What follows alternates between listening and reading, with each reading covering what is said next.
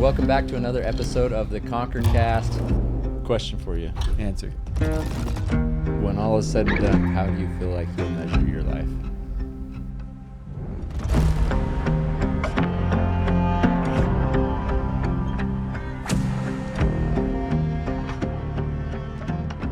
All right, everyone, welcome back to this is a very special episode of the Conquer Cast because we're not in the MTN Ops podcast studio. We're in Nashville, Tennessee. We're actually in Franklin, Tennessee with the Mabrys. We're here with Mark and Tara and just got to know them about 30 minutes ago and feel already so connected, and it's incredible. I also have another special co-host today, my beautiful wife, Jenna. And it's funny because I've put on social media, who would you like to have on the podcast? Who do you want to hear from? And I get so many requests for my wife. She does not like the spotlight. I get nervous in front of a camera and a microphone. And sometimes I'm a little awkward, we'll just be honest. She's never awkward, always cute. You're darling. And she's got her Nashville hat on today. I'm dressed for Nashville town. So it's cool. You fit right in. And she fits right in. And we showed up, and Tara was wearing her MTN Ops sweatshirt. So actually, it was a gift we brought, but it looks like we got a new MTN Ops model. I didn't even know. Good thing I wore this today. She wore it today. Mark came extra muscular and, just the Yeti pumping through his blood and his veins. So we feel very blessed, though, to be here and that you guys would give us some of your time and attention. And the reason why we had this ability to connect was Spencer, who's behind the camera, served his mission for our church. We actually are of the same faith, and Spencer served a 2-year mission here 3 years ago, left the mission, but while he was here, started a podcast for the Nashville mission, or was that what it was? I'm going to talk to Spencer behind the camera, and got to know the Mabrys. There's a lot that we could say about you guys, and we're going to dive into it. Obviously, there's incredible artistry here with the photography that I want to dive into, all centered around reflections of our Savior Jesus Christ, who is a major part of this podcast. And you'll probably see throughout it, I've got something we call sweaty eye syndrome. So if my eyes start to sweat, just thinking about what your talent has blessed our family with and the Spirit in our own home. And as I look past you guys over your shoulders to some of your art pieces and these photography pieces of Jesus Christ, it's what it's all about. And I'm grateful that we can sit at a table and speak of him. Sweet. Mm-hmm. And but I also want to talk about you guys as husband, wife, mother, father, and Jenna. Any questions you have for them, or want to? No, we were going to question you. First, just tell us a little bit about you guys, who you are. A little kind of background, and we'll dive into the major details here in just a bit. But. Sweetie. I mean, you go. We are Trevor and Mark Mabry. We met when we were 10 years old. No kidding? 10 kidding. years? 4th grade. Wow. Mm-hmm. Yeah. Love at first sight? No. I always liked him. He never liked me back. Okay. I mean, I do now. Yeah. I got him good now. It took me 10 years. But we grew up in Mesa, Arizona, and Tara was like my little sister's best friends. Okay. Are we picking up these talkers back here? Spencer, is that? No, maybe. I just want to make sure that I can go tell him. you guys up. We might hear it a little bit. Yeah, we need to tell him. Hey, Cannon, Oh, sorry. Gosh. can you guys whisper? Thank you.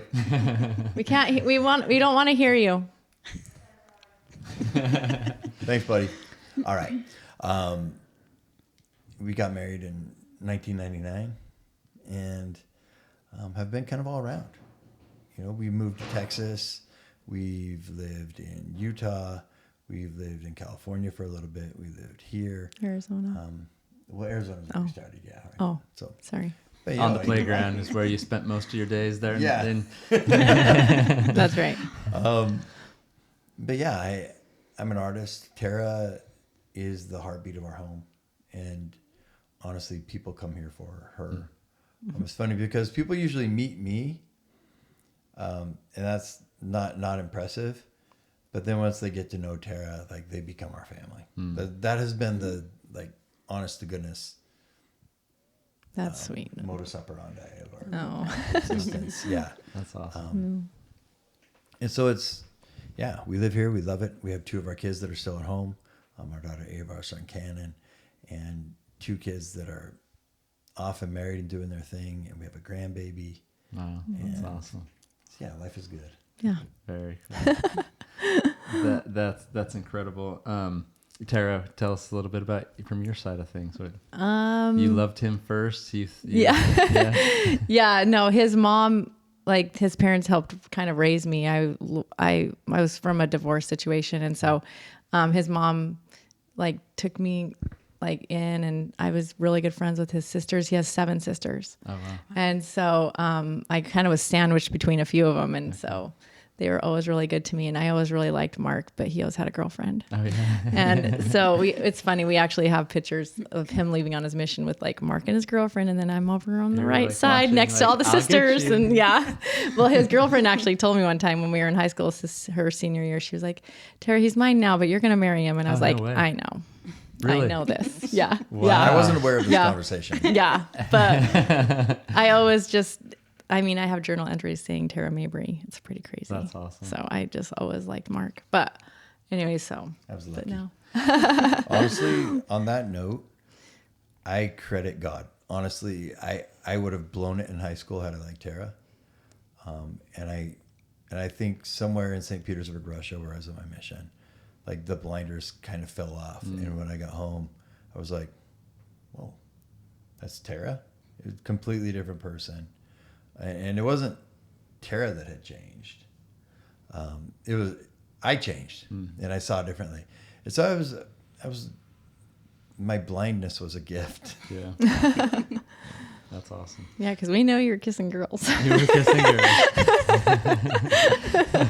It was the 90s. And it wasn't me. And We it got wasn't me. Guidelines that I needed to adhere to. And it wasn't me. So that's fine. We have just the kissing girls thing just made me. We've got a daughter that just got off of a mission. She just brought a friend to a Conquer Hunger event last week in Salt Lake. He was a young man of mine that I was, one of his young men's leaders.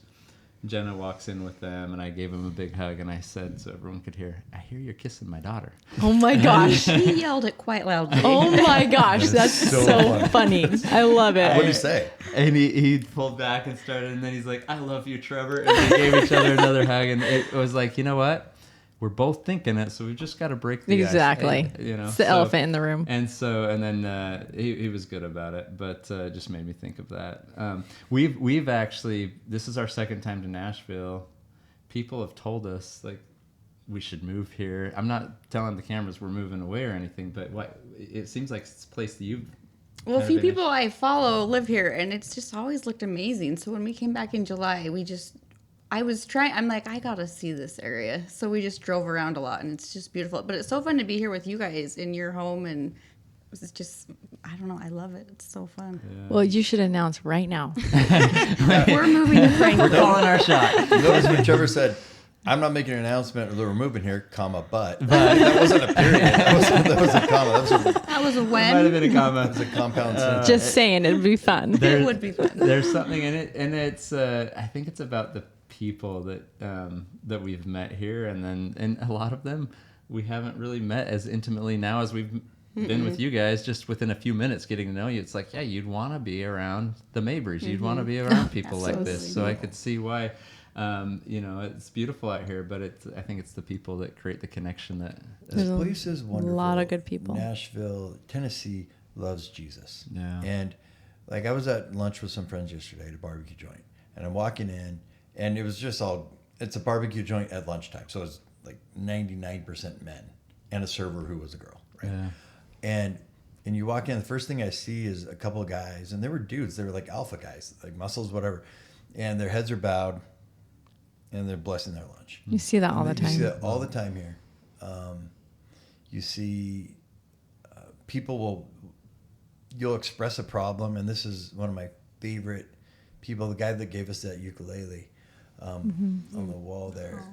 We met him our 6th day here because my daughter told me she wanted to be a singer. She was 12, and I said, hey, the singer's got to sing. And so we're going on the street and you're going to sing in downtown Franklin. And we have a week to get that together. Wow. And she was, okay, so we go out. It's raining. She'll tell you the story. She makes me sound abusive. She makes me sound like Tiger Woods. And You kind of are and so I was, when it comes to that. well, here's the hard part is I was under an overhang. It was raining. I was playing guitar, so I had to be under the overhang, right? Because I didn't want the guitar to Can't get get a damaged. guitar, yeah. She was standing out in the rain singing, and we had 6 songs. I said, we're going to sing 6 songs. Nobody walked by, no money in the jar. We're walking back, and we hear some music coming from this little shop. It was called Sage Sleep. It was a little bed store on downtown Franklin. And we walked into the place, and there was people gathered around a piano, and they were singing worship songs. And this guy walks up. His name's Greg, and he goes, "You guys okay?" He goes, "You look like you're really hurting." And we were when we moved here. Tara it was shell shock. We had just sent our first son on a mission 20 days before, and the beach ripped off, And then and you they moved. Wow. Yeah. So it was like, That's ouch, hard. ouch. Yeah. And he talked to us for like an hour, and he goes, "Can I pray for you guys?" And just like put his hands on us and just prayed, and it was so sweet. And it was singular and it was beautiful, but it wasn't unique, because I don't know how many different people have like prayed for me. Wow. And that's been something that we've even kind of adopted. Like if someone's struggling, you're like, "Can we pray?" And it's not just we'll pray for you and then you wonder if they really What if they did later, right? It's like, Do it now. yeah, do it now, right on the street. And that's the type of, it's so special. Nobody's shy about it. Yeah, I love it. It's probably Spencer's experience a little bit too, except for you got a name tag on, so people maybe were hostile. But Don't be hostile to the young Yeah. guys and gals with the With name the tags badge, on, right? yeah. We've both had kids go out and Yes. just love on them. Yes. Yeah. And so, it is a special place. Yeah. And he came over like a little less than a year ago, tears in his eyes. This is like 6 or Well, he just still continues to bless Yeah. our family. Like he 6 years later, he always- shows up. He's like, Wow. He's like, "Jesus told me this morning to give you this ukulele." Until he walked in and gave it to Ava. It was just No the way. sweetest thing, and that's here. Wow. That's the place. I love it. That's we amazing. feel very much at home. Well, you're selling us on it. That's good. You talk about Jesus. We can and show you how some neighborhoods. All right. We'll go for, We'll a go little for a drive drive later.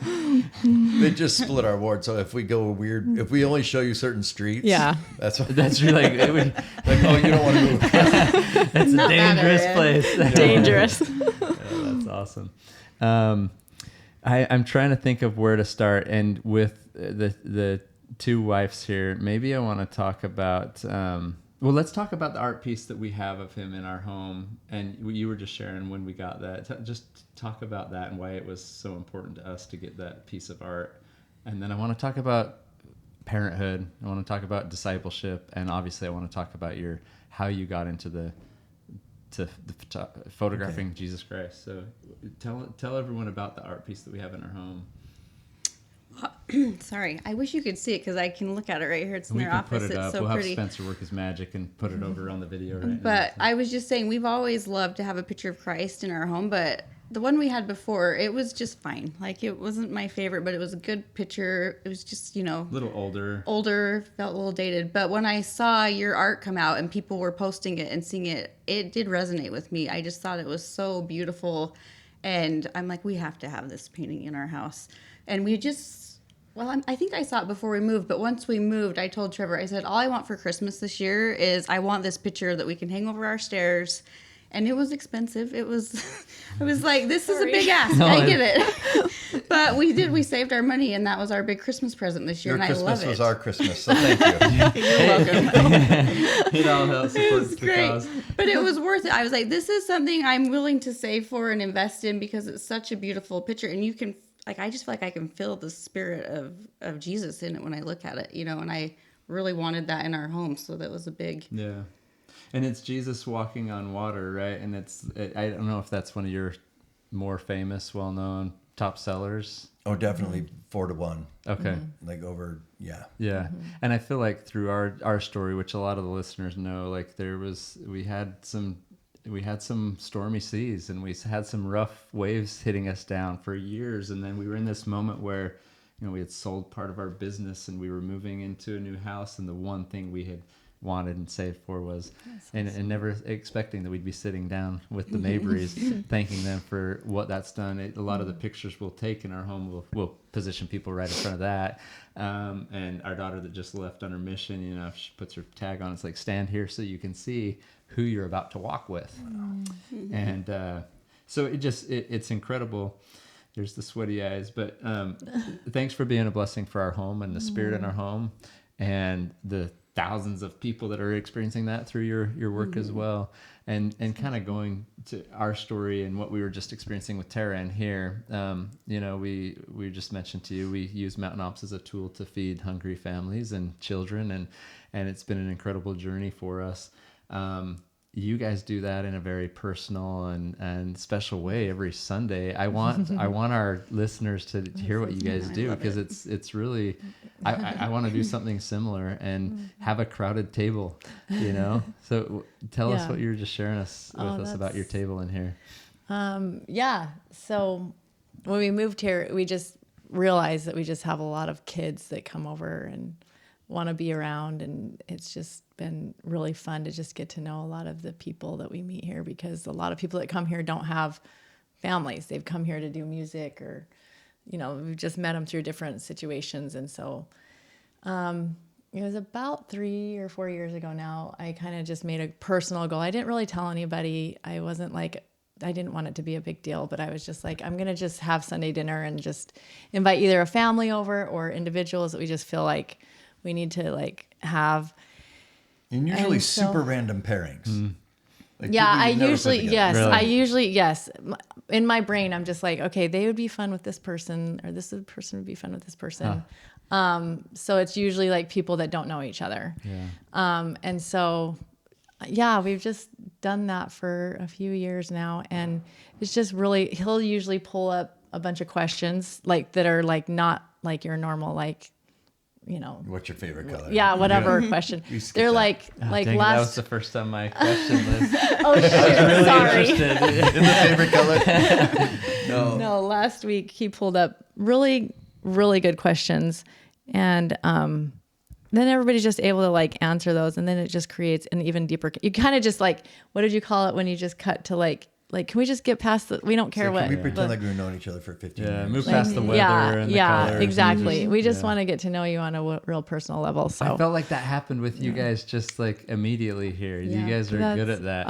That's so sweet. Well, that's something we've been actually trying to work at. So, so I was telling Jenna, most of the time, sometimes I will do a different meal if I but most of the time it's roast. And so that's easy on me. So it was a goal that was achievable, because it's I'm really good at roast. I'm really good at sourdough. Those are the things that I can do on not even thinking about. And so it's I can, baked potatoes are so easy. So it's mainly, it's just a good home cooked meal, That's awesome. And so it's not something that every Sunday I'm okay, I've got to do, Yeah, that's half the battle is just figuring out what to cook sometimes. Yeah. I love it. You're really good at roast and sourdough as well. See? So, there you go. Might have to figure this out. National meal. And the cool thing is, because so many are musicians, and they're not all musicians, but usually we'll be all right, time to sing for your supper. And we'll just sit around, and these guys will play. Last week we had a guy that was a chart topper in the mid 2010s. Sitting here, a single dude, head singer of Parachute. Yeah, I was telling him. Yeah, he was incredible. And then he's one of our Abby favorite Anderson, people now. Who's charted, has got amazing things sitting right here. She's opening for Sheryl Crow. Yeah, right just now. Amazing. And everyone just sits around and sings, and you're you can't buy tickets. No, to this Stevie stuff. Nicks. Sorry, just in case she listens. Well, and Sheryl Crow, I think, oh, is it? But, wait, hold on. In case I send this to Abby. but these people, you just can't. There's experiences you can't buy tickets to, and it's been so sweet. And there's always such a good spirit here, and I love it. Well, because food, together. when I don't know, so I just feel our culture as a whole is all about what's fast, fast food. We also we really don't eat out, because it's just kind of I don't know. We did that a lot when we first moved Here's the here. thing she won't say is once, but all my friends say it. They're like, I wouldn't eat out either if I had Tara. Like, she makes such good. She'll be like, "Are you hungry?" And she'll just throw something together, and you're like, "Oh my gosh." I do love to cook. I'm pretty good at it. My daughter's boyfriend came over and he's like, "Is Ava good at cooking?" And I'm like, "You think Rome was built in a day? I've been doing this for 25 years." He's asking the right like, question. wait a minute. He's like, hey, am I gonna get this? Things No, going on. but it's just I mean, I love to cook. So it's like I just feel like if you can find something you love to do for people, then they'll feel that. So like my love language is like I'll feed you. That's So awesome. Well, and as she's feeding them, kids will come in, and they'll just spill their guts to Tara. Like sometimes I'll realize a conversation's going on and like avoid the kitchen, because there are these kids that either they had a great relationship with their parents, but their parents aren't here, or they didn't. And that kind of leads to, hey, I'm out of here. I'm not going to Nashville. Yeah. But they need that person to just like spill their guts to. Wow. And it's Tara. That's awesome. That's so If neat. they're really desperate, it's me. But it's usually no. That's awesome. I love that. And I don't know. I just feel like people listening, if you're looking for like things you can do, it's not just a little thing either. That is a lot of work, but it's something you can do to just connect with people, welcome them over for a meal, put food out on the table. We're all about conquering hunger at MTN Ops and utilizing our loaves and fishes to hopefully bless others. And I'm sure it's incredible the connections you guys have made and the multiplication process of relationships that have built from that. So thanks for sharing that with us. You talk about people spilling kind of their hearts out to you. Jenna's that in our home for our kids. Like they'll tell her everything, and sometimes I think they'll come to me at times as well. But it's like that's what she has, this gift and of just like letting the kids pour into her and then her back into them. she has that aura of just like, okay, easy to talk to. Very And that's- special. Oh, wow. Yeah. That's nice. Thanks. Yeah, and I've seen that. So I've in stalking you guys, I've listened to a few podcasts. I've listened to some podcasts with just you and other podcast hosts. I've listened to Dumb It Down. You listen to some. You went into the I listened weeds. to some of your sons. And I did have a little bird come and kind of chirp some advice into my ears. A mutual friend, Dave Smith. One of the best. And The he said, best. hey, you need to look up some of this stuff and that. But while I was looking up the Dumb It Down, and that's a podcast put on by your son, Bo. Our son had a speech impediment A when he stutter. was a kid, and he couldn't focus.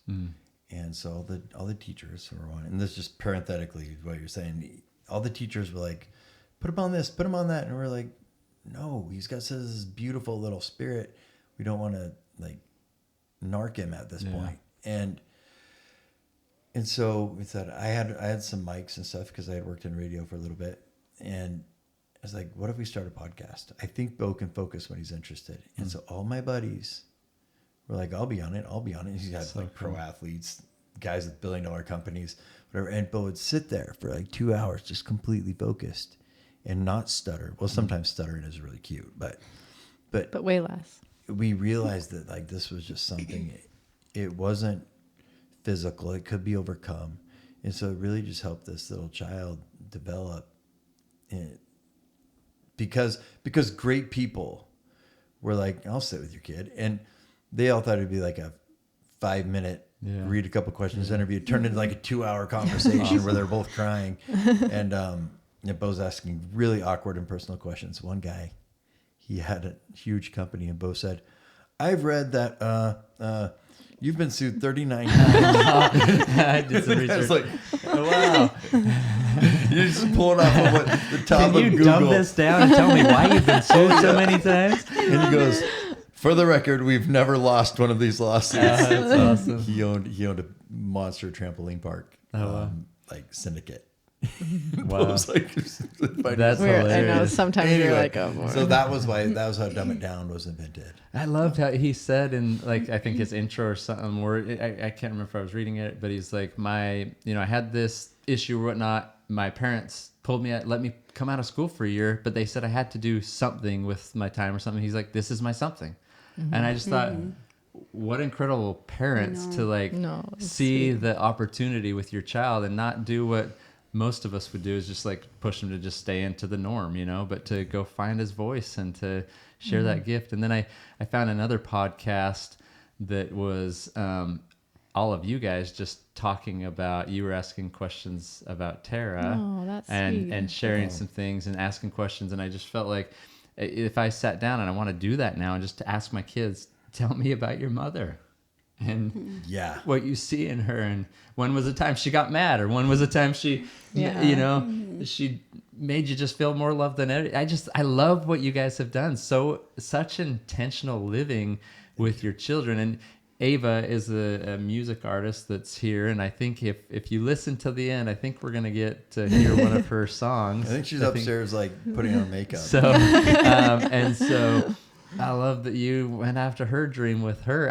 You don't see that. Like, it makes me feel like, oh man, I've you probably guys- missed the boat a little No bit. way. Jenna seems to always be on top of how to do things and when to do things. And Trevor, don't talk that way to him. Talk this way. And I need the coaching as much as I can get. Oh, you're pretty amazing, Trevor. But it's incredible to see what you guys have done. Where does that come from? Was it parenting that you guys had from your own parents? Is it just like, hey, we've learned enough about life? I don't want to lead this too much, but where does that happen? Because it's not common. We all have awesome parents. And Tara mentioned divorced home, and divorced home and sticky situation. She had two amazing parents. Yeah. Mm-hmm. Her mom and her dad were just committed and beautiful parents, and so that's just naturally Tara. My parents, same thing. I had naturally 5 sisters, and I was the only boy, and then we adopted 3 more kids. Okay. And my parents were so involved in all of our lives, and my mom was always just so consistent and just like kept it pinned. But my dad was always the guy that's like, hey, if you have something you want to go do it. He never like stood in the way of trying to do something. And I think, times change, internet and all sorts of people are a little more fluid in terms of where we can work and where we can do things. And so with like Ava, for instance, she was 11 or 12 when she told me she wanted to be a musician. Well, she's been singing since she was But when she was 4. like wanted to be serious about it. Yeah. We were in a car ride back from, she used to sing in the Genesis choir. I don't know if you're familiar with the Genesis group. And, Where's that? it's all in, over the it's in place? Utah. Oh, it's in Utah. It's a gospel choir, primarily black gospel choir. And it was transformative for her. And we were in a car ride back one day. It was like 45 minutes of practice. And just, we had such a cool spirit in the car. I said, what do you want to do with this, with music? She goes, I want to do it for my whole life. And that was right around the time where I was like, I was feeling itchy. Like, I always tell Tara, I feel pregnant. Like, something has to be born. Well, and he Something always has to be says born. also, like, if like we're too comfortable, we're always all scared. Like if things are like too easy and everybody's comfortable, Mark will like shake it up. And You so you I'm the seek out worst. the discomfort. yeah. Yeah, He- I'm kind and it of was like probably the pee under the mattresses, like Princess and the Pea. Like no one can sleep. Yeah. But what I love, Mark is like for sure, like call it like just kind of headed that up in our family, because like I remember even thinking when Ava was like she had sang forever, and then he's like she needs to learn the guitar, and I was like she's not gonna get good at the guitar, because I was just like it's so hard to play the guitar and sing. Like I was like, this is stupid, and like he'd put her in lessons and I was like, she's not picking it up. It's not working. And then like, and he would just like keep handing her the guitar. And it was cute because he'd always played for her. Mark knows how to play the guitar. So he was always playing. So Ava always had to have her dad. And so he's just been a really good example of just like giving the kids the tools and just like letting them do it. Because kicked out of I'm the always band like, now, I'm though, 'cause always you like, gotta play. why, It's like, why? yeah. It's not worth the time. Like, who cares? Don't do it. Like, it's fine. It's not, she doesn't have to play the guitars. That she can always have a guitarist. Like, it's, but he's always just like encouraged. Now she's so good at guitar. And it's just like, I'm like, he's really good at just starting something. I'm not very good at starting something. He's really good at just like starting Sometimes stuff. you just have to roll with it. Like my oldest son, Mark, was a fantastic basketball player. But when puberty didn't hit, in 8th grade, 9th grade, sophomore year, like basketball's out of the question at that point because you're playing against men. Yep. And we lived by Hobble Creek Canyon Golf Course. And it was the only thing between us and civilization. And I'm like, what about golf, buddy? She was like, I don't know. And I'm not a golfer. I'm horrible. And so he started the golf. And he just every day, 5-6 hours, just golf. And became a scratch golfer. And he got pretty dang good. And then when he came home from his mission, he was 6'3". Wow. But I'm like, He grew on his mission. You still have your knees. You're a scratch golfer. Yeah. And sometimes you just roll with like the speech impediment thing. You roll with what God gives you, and you look at these like, we've talked to boys, like I'll talk to teenage boys about pornography or whatever, and they're trying to overcome these things, and I'm like, listen, man, the process to overcome this is what's going to make you great. Like this, thank you for this trial, because every other aspect of your life is going to have to be so strong to kick this pull that you have. That hey, look at this cool blessing. Yeah. And that's just kind of been our approach, is like live in the cracks, like live in the weaknesses, and realize that there's some big opportunity. That's huge. I think our daughter serving in Brazil right now, she'd just been there for 2.5 weeks, but this week the scripture that in Ether that she said, I studied it all week, and then we had a class on it, and she's just like, it's amazing, and God gives us weakness that we'll become humble, and then we rely on him, and then that whole journey with him is where the transformation takes place, right? And so I love that, living in the cracks and not being comfortable, but finding where we can find Christ and have him help us fill the crack, and that is it, right? It's finding Jesus, and it's realizing, like I tell them all the time, I'll find the picture with that scar on Jesus' hand. Like that was optional. Jesus was resurrected. Yeah. Like I'm probably not gonna have scars. Yeah. Even if I die with no hand, it's gonna come back. Jesus kept it for a reason, because these things are like they're what make us beautiful. Yeah. And I'll watch people, like when there's a canvas or something of this, if nobody's watching, kids will go up and they'll be like, Touch it. and they'll touch it, and adults will do the same thing. But little kids are the best, because we're drawn to the scar, and the idea that like one of the most beautiful things and symbolic things about Jesus, he's like, here it is, touch it. Like that thing can be beautiful. That thing can represent all the hope in the world, is like this healed over scar. Wow. Well, and Mark's been really good. We taught our Sunday school class we just ended it last week. We taught 60 kids for 4 years in Sunday school. And one of the things that he really ingrained in them too is like the repentance. Like it goes so perfectly with what we're talking about, because it's like after you've done all those things and you've lifted all the ships and you've tried to be your best self, like we tell our kids, like walk on water. Like it's really awesome after you get through those things and you've done the hard work to just like enjoy the miracle, like enjoy what like you like prove to yourself, like be, who you're put here to be, because you went through those things and they made you stronger, and now you can help someone else through those things. So walk on water, like have fun, like enjoy the blessing of just like, I don't know, the repentance process and like getting through those things. Now that you mentioned that, I had one thing I was going to grab it upstairs. Like when you were talking 5 minutes ago, I made a mental note, and I'm going to forget it if I don't get it. Can I run upstairs? Sure. I mean, you're editing this. Yeah, We're not live, that's right? fine. One sec. I'm going to go grab It's something. all good. So we were talking before about, you were talking about like life changes, going from basically broke in 2007. to like exiting and selling 40% of your company, right? And every art that I make now is like a message to my kids. It's just like ever since I had a grandbaby, kind of, and this is only a year, everything is in terms of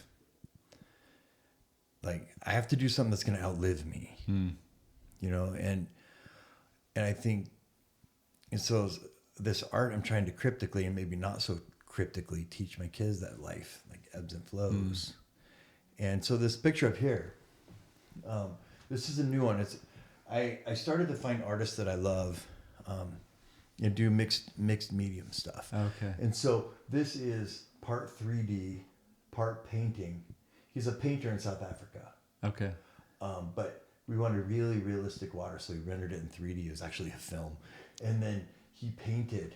You could see like...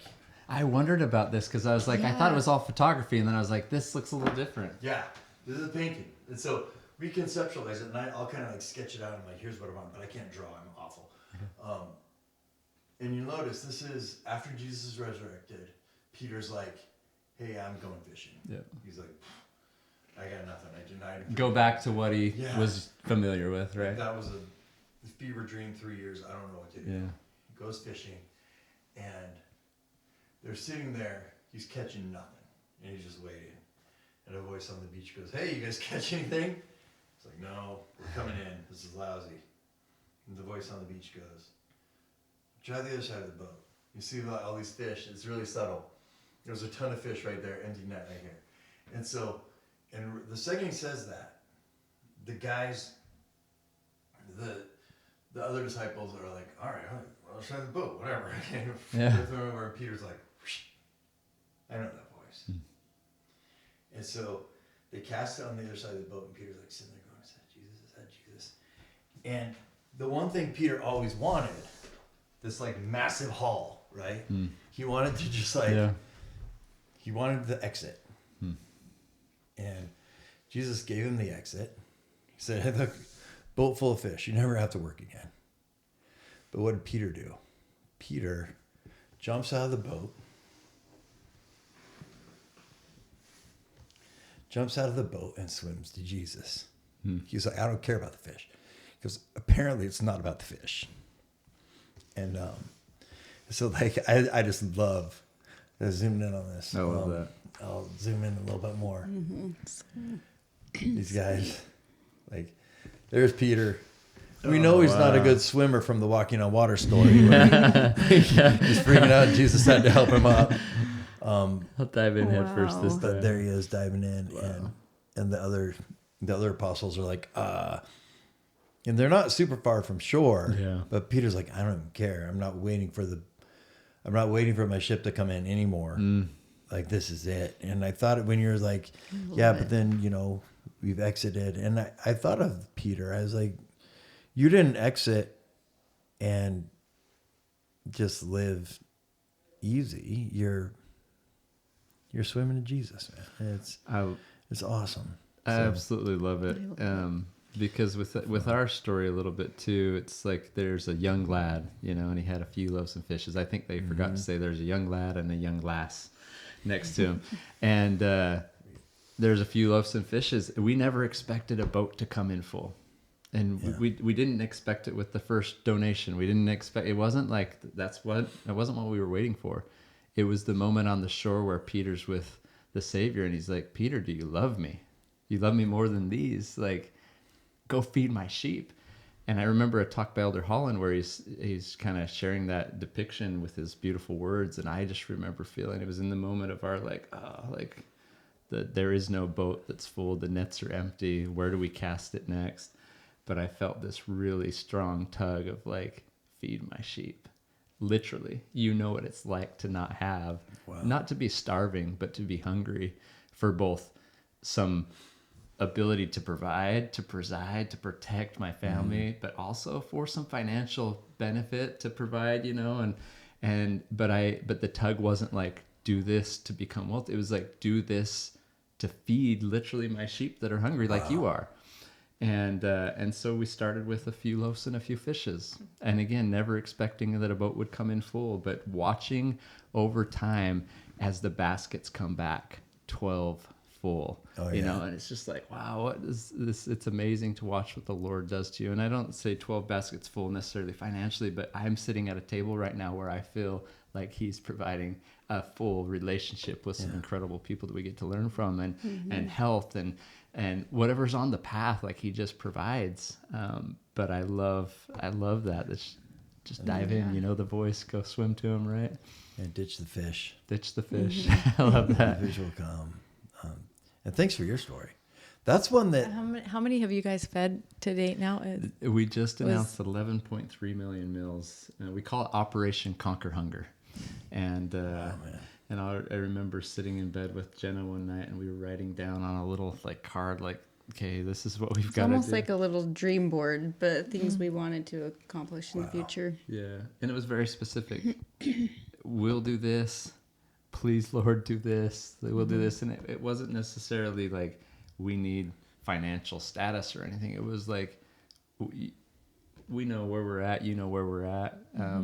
And this is only going to happen through a relationship with you. So let's write it down. We read it to each other every night for, I think, 30 days. I used some Scotch tape to laminate it. I've still got it sitting in my car at home, and just look back at that as like just a moment between Jenna and I where, you know, we're not perfect by any means. We work on our relationship every day. We love each other every day. We try to communicate better every day. But I remember somebody once asked Jenna, like, how do you guys go through something like this? House up for auction, medical bills, your daughter's in the hospital, you lost these businesses. And she said, where a lot would turn away from each other, we decided to turn to each other and together turn to God. And that I just feel like that's a recipe for success. I see that's what you guys have done. It's like you've come together and together look to God. And thanks for sharing that. I just love that. I love that Peter's in the water swimming to him. I love it too. And sometimes you're on top of the water and sometimes you're beneath it. And Sometimes you're what I drowning. found that a lot of times those mountainous waves that the scriptures speak of, and the winds that are furious and they're just crashing down, and it's like a lot of times it's just the Lord blowing us in the direction, giving us the wind to push us to where we need to go. And that's been our experience, at least. So I thank you. To that story, like the thing that I love is that Jesus knew there was a storm coming. I mean, if nothing else, Jesus knew the weather, right? And he sent them out on the boat. Like, this is right after the loaves and fishes. Like, this is like the same day as he fed the 5,000. Yeah. People don't realize that. That's the same day Jesus walked on water. Yeah. And so they get done with this big thing, and Jesus is getting chased. There's people all over the place. And he's like, I just need a minute, guys. Go out on the boat. And they're like, well, are you coming? He's like, I'll catch you on the other side. And he like sends them out. And these guys are sailors. They're fishermen. They also knew a storm was coming. And Jesus is like, no, seriously, go. They go out on the boat, and they're getting pounded. But the reason they were getting pounded is so that Jesus could show up on the water. And I listened to your story, and man, like, what a cool thing to like galvanize your marriage, like to go in the storm so that Jesus could be like, watch what happens, because it would be the coolest part of your life. It's interesting. I don't want this to be about us, but I feel like you're teaching me so much right now, and so much is hitting home. Because prior to all this financial disaster, and you read it in my book, I had a dream, and it was a dream that repeated itself 3 times that night, and it was a short, simple dream, and it was, there is a storm of financial difficulty upon the horizon, and that was it. And I woke up 3 times like, oh my gosh, what's going on? Job was good, but then we decided to go off on our own a few months later, and I never felt like the dream was a warning to avoid the storm. I felt like it was a signal to us and a message to us that while you're in the storm, and you're just sharing that right now, I've never put that together. It's like, Jesus knew the storm was coming, but he sent him out on the boat anyways. And the guys knew the storm was coming, and they went anyways. And we knew Like the you. storm was coming. And we did some things, little, savings and some food storage and stuff. But it was when the storm arrived, and it arrived fast and furious. The most comforting thing was that this was a storm he told us about, and we could find him in it. And yes, we were afraid. Peter was afraid. They were afraid. They didn't know. But what I found in that is that a lot of times the storms hit us and we might be afraid, but the fear might be because we've never experienced Jesus this way. So how's it going to be? And now we get to become acquainted with him in a different way. And that's what we found him in the storm in a different way than we had yet experienced. And I think the apostles, they hadn't seen him walk on water yet. So this was new. And whether they were afraid like, oh, is this a ghost? Or if they were like, on water, Jesus is on water, and there's just like this, different, unique experience.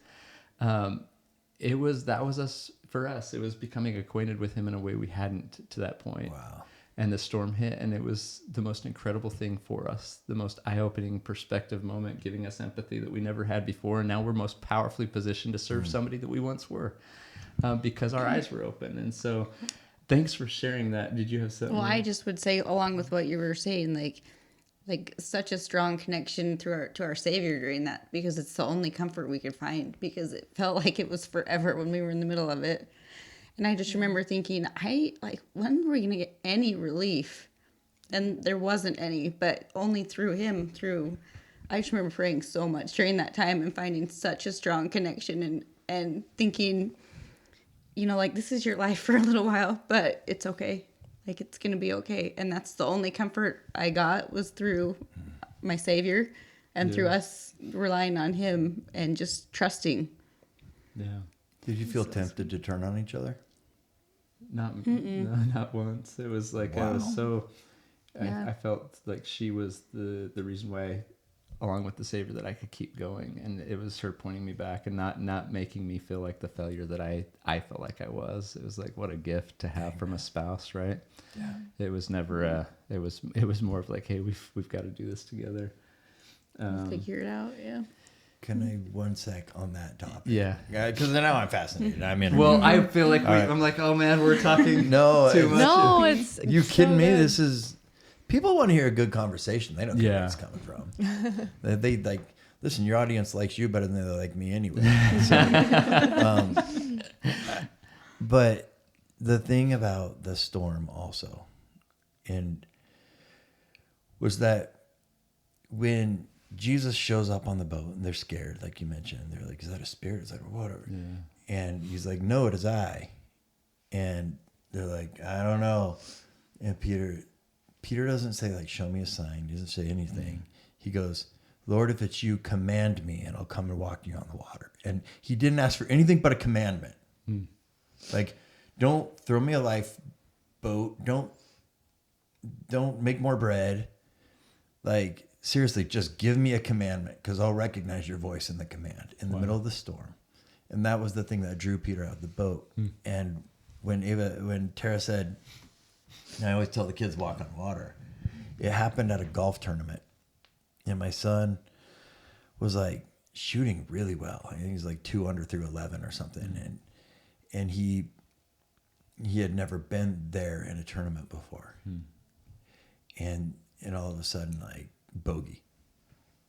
And, rough hole. And he's starting to shake a little bit. And I'm like, buddy, like, this is when, like, you got this far.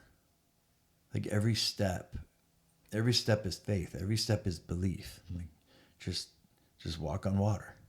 Like, the shot. You've put in the work, just walk on water. Like, so I say a lot to the kids when they're doing well. Like, walk on water. Love it. And when you're not doing well, you're Peter, you're scared on the boat, you say, command me. But when you're so anyway, the thing I ran upstairs. I love that. The thing I ran upstairs for is I got this. And it's Peter walking to Jesus. Yeah, I love it. And Wow. And like, I like the Jesus walking on water. That's a no-brainer. Jesus is Jesus. He can walk on water. Peter, pretty awesome too. But the thing that I love is, like, the guys in the boat, when they see their buddy walk on water, they're going crazy. And that's why I try to tell my kids. I'm like, dude, if you see one of your friends walking on water, hype them up. Oh, I love that. Because it's like, it's their moment. Don't say, get back in the boat, you're crazy. That's what a lot of bad friends will do. Yeah. Is they'll be like, He's "Oh, doing it and I'm not, so let's get you back in here. So Yeah, it's get- not, yeah. Yeah, it's so cringe. That's so Yeah. whatever. Don't be such a tryhard," or whatever the weird little generation that we're raising calls it. The lingo. But this is it. So I'm giving this Wow. for you guys. Like, Oh, you can wow. take this home. Sorry if Are you serious? yeah. I It's just a told little one. this is but- the one I told you. This is Oh, the thank next Are you one. serious? We're gonna- Yeah. Dead serious Nice. because of this story and like, but you just added so It's much more so dimension to neat. it of like Jesus and them knowing the Yeah. storm was coming, and it just wraps into our story so I well. want to write on it for you. Hang Oh, on a please. Well, we second. I'm just write my name. All right. Well, hey. I'll write it after. There's something there's something else that you pointed out, I think in one of your writings about this piece that that I hadn't paid attention to either, because I've read this in all the Gospels. Is it in all? Is it in 3 Gospels where he, right after the feeding of the loaves and fishes? I know it's in John. It's in 2 for sure. I think It's it might be in Mark. Is it 3. 3, okay. But in one of them, in only one of them, it specifically says about them worshiping Yeah, Jesus. it's the first time they ever worshiped Jesus. Yeah. Right in the freaking storm. Yeah. Let's talk about that. Like, how I saw that when I wrote it, Okay. and I was like, I asked chat. I'm like, is this the first time? Like,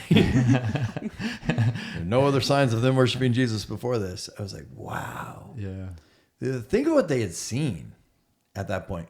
Some of them saw John the Baptist say, "No, this is the guy." Some of them, they all saw the feeding of the 5,000. They saw healings. They saw all sorts of stuff, but they always thought, "Wow, this guy's pretty great." But the first time they're like, "Whoa, Son of God."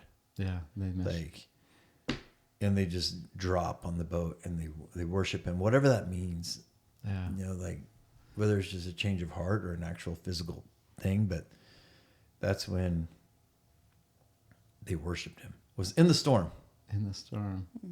In the storm after their buddy So power. sunk and Jesus helped him back up. In the storm. So you make a storm sound so fun. Yeah. Like it's so funny. Like I listen to them, like, man, what's our storm? What is your storm? I want to ask that. What's been the storms that you guys have faced? Because I know, it's probably not easy to create art and to make it as big as you have. If you're listening, check out Reflections of Christ.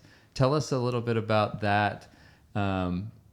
Walking through whatever storm you faced, or just walking through Jesus on this path of like depicting him, because I think of the story immediately following this. They're on the other side, and all those people that came to eat again, they wanted food because they had just been fed. And I'm thinking of the contrast between Peter and a lot of these people, because Peter said, and this is stuff I'm learning from you right now, to command me, like not like send me a sign, but hey, we're here, command me to do something. And then the people on the other side are showing up saying, we want more food, we want the miracle again, not the message. And the guys are like, no, you missed the point about Jesus. Exactly. We just learned. Yeah, and Jesus is commanding them to then do something. Like, this is what I'm going to ask of you. And because it was a hard thing, it says many of them walked no more with him. I love the youth thing this year, which you're probably focused on a lot with your youth, is walk with me. What an incredible opportunity. That in the storms of life, or when the mountains are in your way, or I'll justify everything and I'll make the path, right? Yeah. And just walk with me. So what has been your walk with Jesus in this journey to create these reflections of Jesus Christ? What do you see as the storm? Because you asked about the storm. I think And the you can walk say happens in storm the or storm. mountain, or you can say anything. Where was Or there? your journey. Or just part of, what was the journey? And when did... I want to hear you. I think it's just been an interesting, way. I think 20 years ago, it wasn't really, you weren't like a photographer. It wasn't like something that anybody was doing. And so it was kind of foreign. And I think Mark has tried to do other things because he's like, oh no, I'm not a photographer. Like that's not what I I've wanted. tried to run from this so many times. Yeah, and every single time we try to run from it, we've had really amazing. We always tell people, if you want to invest with us, you'll lose all your money. You want a fun way to lose a lot of money? That's how I invested what I'm like, investing in. the Midas touch. It was like the touch of destruction. The cheese touch. Yeah, it's like, so we were laughing a couple of years ago. We were like, you know what? We're just gonna invest in our kids. We're not gonna do any other investments ever again that aren't because. But then I did a bad one 8 months ago. Well, anyways, but we've been pretty good. It's more fun for us to just like throw it all at them if they're up to something good, and just watch. We always tell them, we're like, we're not going to leave you anything. We'll just leave you like our contacts and like a pretty good. I'm leaving you a really cool Rolodex.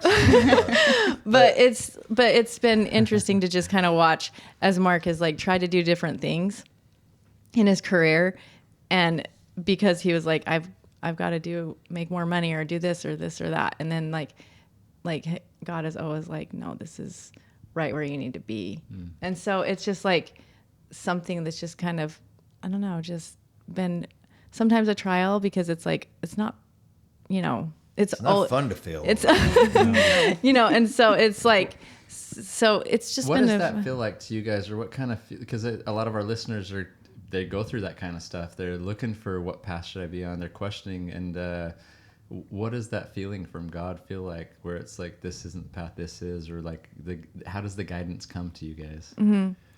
I had a man tell me one time, very prophetically, he said, there will be times in your life that you feel like you're following, there will be things that you do that are successful that feel like a natural consequence of your own desires. He said, but looking back, you'll realize it was the hand of the Lord that led you into them. And there's this like voice, this little thing that happens sometimes with me where I'm just like, it's a question mark. It's like an itch that I need to scratch. And I'm like, I'm really interested. It's not holy. It's not a big spiritual experience. It's like, hey, you should try this. And so I just kind of like put one foot in front of the other and walk and walk and walk. And honest to goodness, I've had that feeling on businesses that have failed before. Yeah. And I wonder sometimes if the failure was ordained. Where it's like, okay, I just need to knock you low so you can make more art. I just need to like strangle the goose so you lay another egg. Yeah. And so to me, like, How has that blessed you? Because don't you feel like with him descending below all things and being most powerfully positioned as our Savior to come to our aid, doesn't he kind of give us a little bit of that ability too through our own failures to... Has that been an experience for you? Or? Well, it shakes me. Like when things are going, every few years, the art market will change, whatever. I sell expensive art. Yeah. And so, like, when the economy dips, I get smacked. And so, but during those times, and I used to get really just, and I would transfer my not, aggression is not the right, frustration to, like, the kids, and I'd be just tense and whatever. But probably to a fault now when things aren't going well, when it's a storm, I'm super chill. It drives her nuts. He is. Can I get some of what you've got there? Yeah. I'm like, okay. She's like, are you concerned? I'm like, let me see. Is there a pulse? I'm walking on water, babe. I'm actually sinking right now. Something about the sinking that just is... I'm in the boat, waiting for the command. Well, and I think it's also like, Mark, we talk about it a lot. Like, if we're doing the things that we know we're supposed to be doing, like, and we're talking like there are things that we have felt that we need to do here in Nashville that we're like, okay, we're supposed to do this. Like, this is something that we know always feels right in our heart. Like, feeding people, Ava's music, making art, helping Cannon, like whatever our kids Helping are our doing. middle son find Whatever. his wife.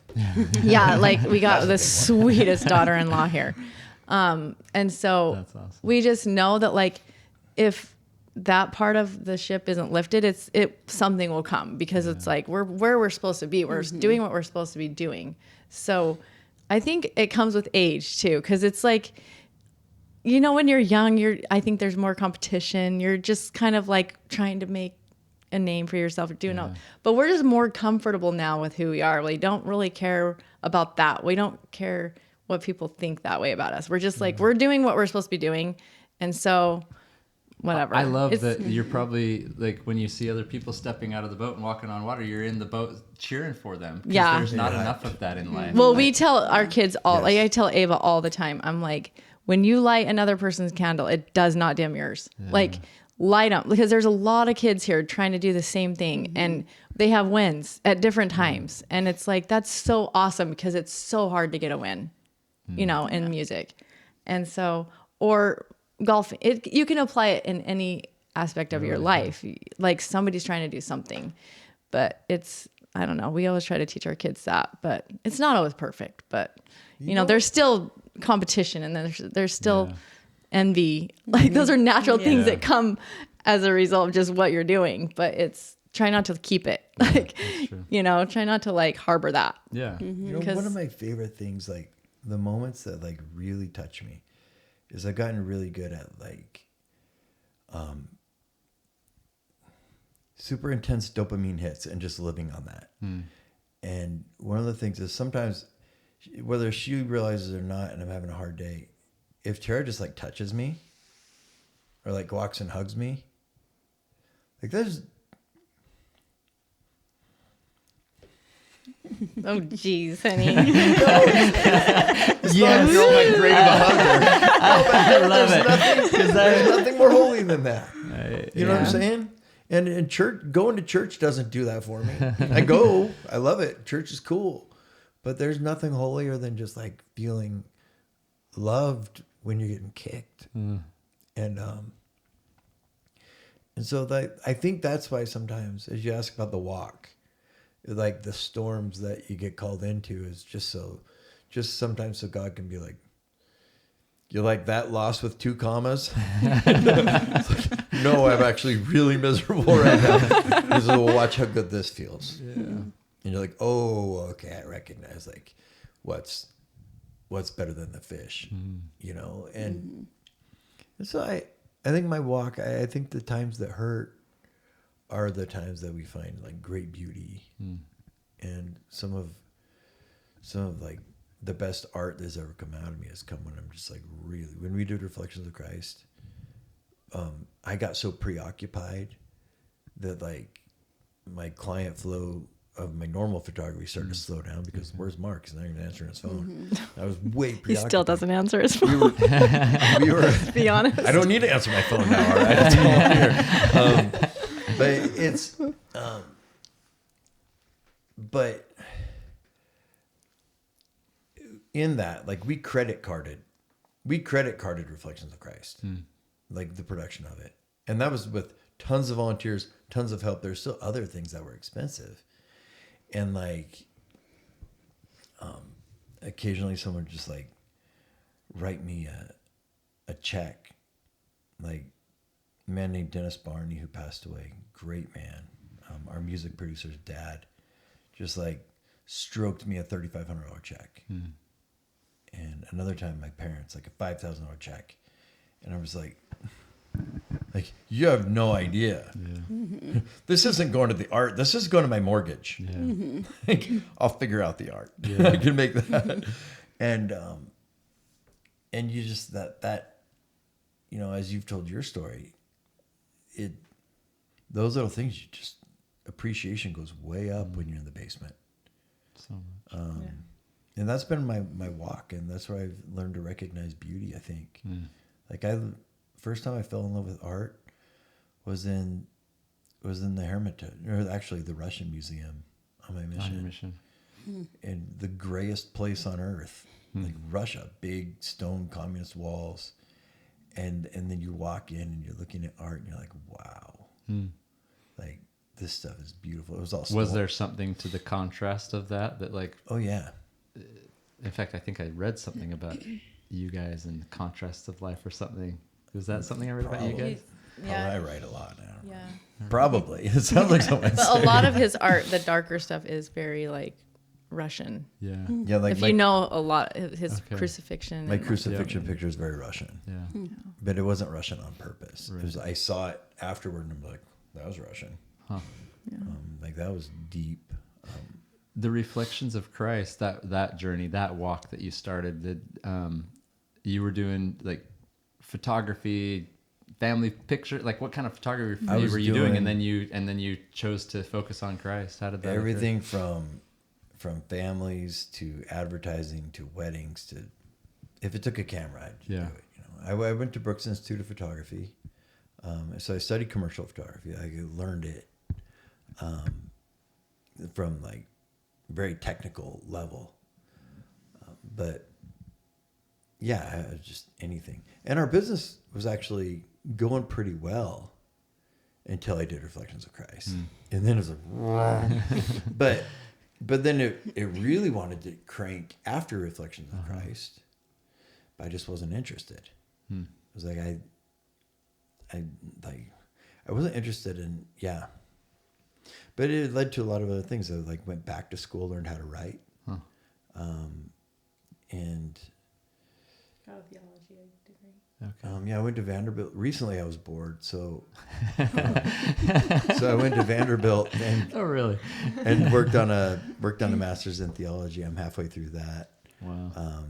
I love it, the Vanderbilt Divinity School, and just That's amazing. getting like deep, and really that's going like wading into those deep waters when everybody wants to talk to you about Jesus. Like that's my normal topic Yeah.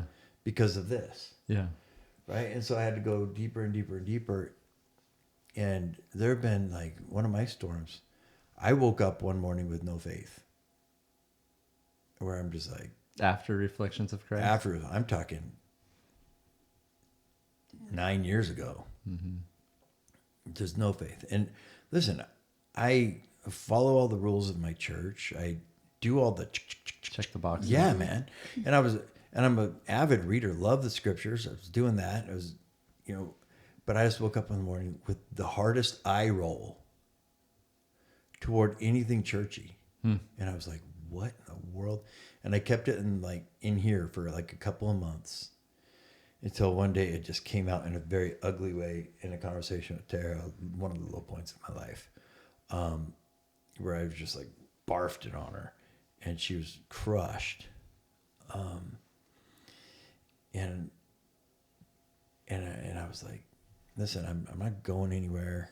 I realize that this is a good way to raise the kids, but I just don't believe any of this.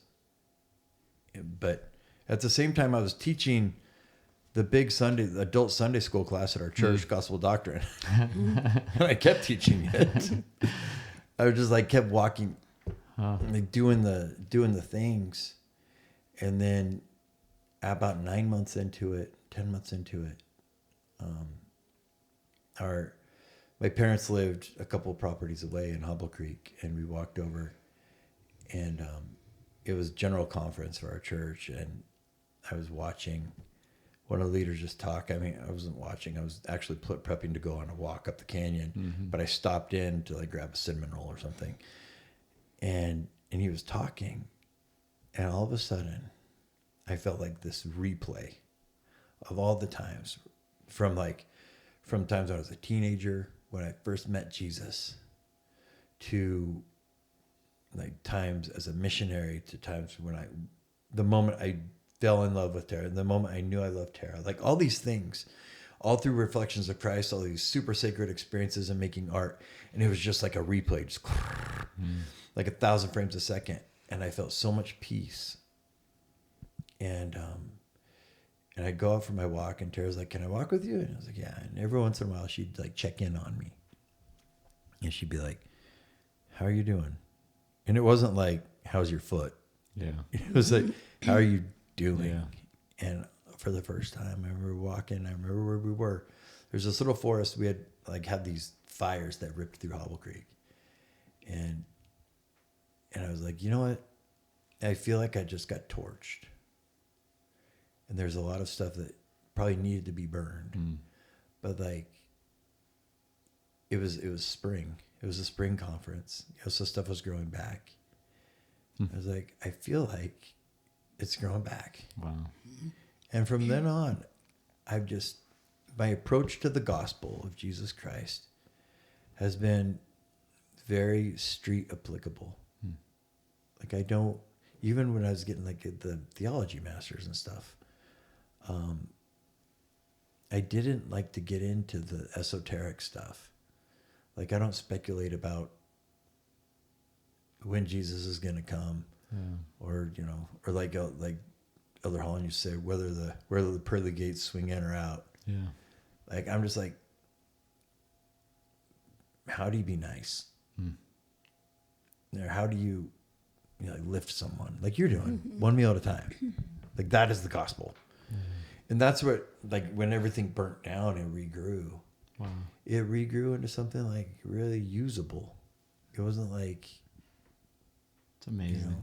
Well, and I was just going to say part of what helped him through that too is at the time he was doing a lot of deconstructing, and he talks to our kids a lot about this lesson, and he taught it to our Sunday school youth, that never deconstruct what you don't have time to reconstruct. So like if you're going to deconstruct something and you don't have the time to like build both the good and the bad of the other side back up, don't go down the hole of just like burning it all down, unless you can back up both sides on the other burn way. it down if you have lumber right here to rebuild it. Yeah. But don't burn it down. But don't Wondering how it's gonna deconstruct be what you rebuilt. can't reconstruct, and don't That's so good. take somebody down unless you can also bring them back up. And so, And I had good friends around me too, and good family. yeah. A guy, do you know Anthony Sweat? I know. I've read his. I know of we've him, read yeah. his books. He and, lived yeah. right He's down he's a right down good the friend hill of ours. from He's us. I the think best. he just got. He's on the Young Men's Board. board with my brother. Yeah. Yeah. So. Oh, And yeah. so That's Tony right. brothers. Yeah. Tony was a guy that like we would have good He- deep talks, Yeah. and he could sense that I was a mess. He never asked, but looking back, Tony could sense that I was a mess. He's like the only other picture of Jesus I have hanging in my house is one that he drew me. Wow. Well, he was our Saying son's that, preschool advisor. He's a great Great, man. great Wow. guy. Just people like that were just like could sense that something was off, check in, Wow. or were really big blessings to me. How was that for you during that time, watching your husband go through that, and how did you show up for him? I mean, it was hard, obviously, but like, I don't know. I just felt like I knew he was going to come around. Mark's, like you said, he reads a ton. And so like, it was one of those things that I was like, I just need the right things to be put, because I know he'll read other things. So I knew that he would do the work to like build it back. But I don't know. I wasn't really ever that scared. I was actually like The kind of moment glad, because then now he has a lot of people that come to him. Like in our Sunday school class, it was taught so powerfully because he'd been there, and a lot of these kids have questions. And so a lot of the kids know that they could have questions to him, because it was like, The empathy he can offer Yeah. that others can't. yeah, Say it's a safe place to talk to. yeah, on yeah. an art front, like I've always said this with the art, like when you remember the movie E.T. And like E.T. would get sick, and then Elliot got sick at school, and all of a sudden E.T.'s like he's like sick too. And I have that relationship with my art, I think, is that when I'm sick, like my art is sick, and I picture, and probably not totally true, but it's nice golden handcuffs for me. Like I picture the power that I want these to have, like sitting on the walls of a home, like your home. And if I can't like imbue that work with like sincerity and power, I have a belief that art carries with it like power. Yeah. And I teach that to my daughter about her music. It's like every time this is getting recorded, like you're again telling people what you believe and like what you wanted to say in that song. And so every little glance that someone takes up at a picture, like it's a re-emphasis of what I believe. And I believe that if I'm a good man, that it will go through. Like the guy that played Jesus in my pictures, Robert, is a beautiful man. He's the greatest guy. Runs a trash company, like a private trash removal company in Arizona, and was just like is just the most committed, good disciple of Jesus. That the strangest thing for him ever is to dress up like Jesus. Yeah. But he realizes like the role that he played in helping people imagine, and so I want to be I don't want to be a conduit. I just don't want to be an obstacle. Yeah. You know, I'm not conduit material. You are an incredible conduit. I appreciate that. Honestly, You're and nice. just even for my own understanding of what I've been through, like you've opened my eyes to like, wow, a deeper meaning to what we've experienced in our own lives. You're So kind. that's a conduit right there. And you can feel it. When you go through that struggle and you're I don't know if it was like a faith crisis, what you call it, or what. I would call it that. Yeah. Maybe. Is there, did you look back on experiences of reflections with Christ as like to help you pull out? Like I had these, I know these, because I'm sure there was moments in that, I don't know. Yeah. But it all came at once. I didn't, during like my 9 month. It was just that moment. Desert, was it something that somebody said on conference or just a feeling that... It was President Uchtdorf, and I don't remember the talk. I've gone back and looked at the talk, and it was like the great plan of our creator or something like that. But it had zero to do with what he was saying. And everything to do with what he meant. Or everything to do with maybe timing. You know, because here's the thing. When we're in like a desert, when we're blind... Or like when we've got goggles on that are like hard eye roll of everything, it doesn't matter. Yeah. And so I was like, you know, maybe Reflections of Christ, maybe I'm just an author maybe I'm just an artist that did something that is going to help some people live a better life. But maybe it wasn't totally true. Maybe I'm more of a fiction artist, you know, like my mind would go there. But man, once I started to believe in Jesus again, I don't think I had a faith, but here's the thing, I didn't have a faith crisis. I think I had a belief crisis. And I teach this to my kids. I'm like, Jesus commanded people to believe. Therefore, belief isn't like falling in love. Belief is a choice. And so we flip it on or we flip it off. And like if I'm choosing to believe, like then faith can follow whatever. And so I think I had a belief crisis where I just chose not to believe. You know what I'm saying? Yeah, it's a choice. And so I'm like, kids, like if you choose to believe, if you flip on that light, you're gonna see everything in your life a lot differently than when you choose not to believe. And I just chose not to believe for a while, and it was dark, and I hated it. Anyway, I'm glad I had it. And thanks for the storm, Jesus. Maybe he sent me into that stupid storm because I was worthy of like feeling the Spirit. But I wasn't. It was weird. I think of one of you have a piece that's the two on the road to Emmaus, and they didn't know. I'm sure even your own path and our own walk at times, we don't know that he's just right there alongside us, you know, and he's there for the walk, he's there for the journey, and then that choice, the moment they realized their eyes were open, it was through a sacrament. He broke bread with them, his hands, and then all of a sudden they see him and their eyes are open. And I think you've done some art pieces on sacrament. I don't know. I've got so many questions for you. I don't know where to go. So my goal of going into an interview is always that they can never get to their questions. Well, it's so far we're batting 1,000. No, I absolutely love it. But that just made me think of like, hey, there was a choice, and in that moment they did something though that caused them to like they partook. They had to make a choice. You've done some artwork on the sacrament, and I know that you say, you know, before you're just checking the boxes, doing the good things and this and that. Like, has that has that opportunity each week changed for you now? It comes and goes. Comes and goes. You know what I'm saying? Like sometimes I have a really meaningful experience with the sacrament. Yeah. Sometimes I'm like, wow, someone made really good bread this week. Like, It's Tara sourdough. yeah, it's like, wow. That one time I did that. Like last week, the bread was really, really good. And so I wasn't really getting that deep. But yeah, I think occasionally, on the right occasion, and maybe more frequently than occasionally, like I'll just be like, okay, I'm in. And that's my self-talk. Okay.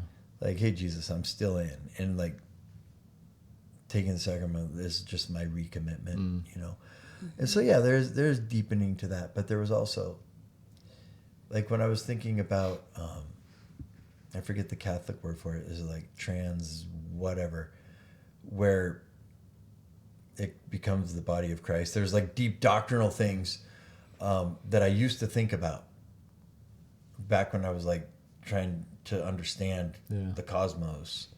But now I'm just like, this is my physical sign to Jesus that I'm in.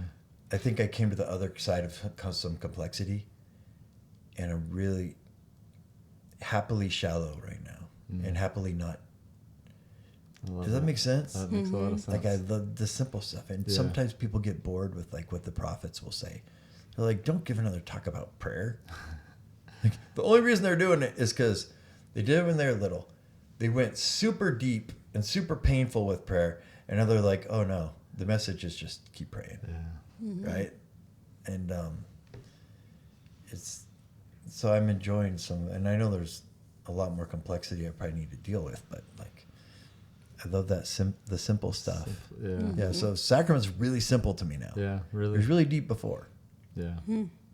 But Was there a moment like leading up to like the week before launching? I just have noticed in my life when we're about to do something, even like a Conquer Hunger event, like the adversary like starts to play, and he starts to like almost throw things off track, but then we push through, we follow through, we keep that walk strong, and then like something beautiful happens. Has that been the case at all with doing such an important work and portraying the life of Jesus Christ? Was there any distraction that way? Well, when we were first releasing it in 2007, it would be financial distraction. It would be the fact that we were just like taking on water, and Reflections of Christ wasn't a financial. It wasn't me starting a business. Okay. It was just me doing an art project to scratch an itch. And so there was no like lifeboat in sight. It was just me going, I better start doing photography again.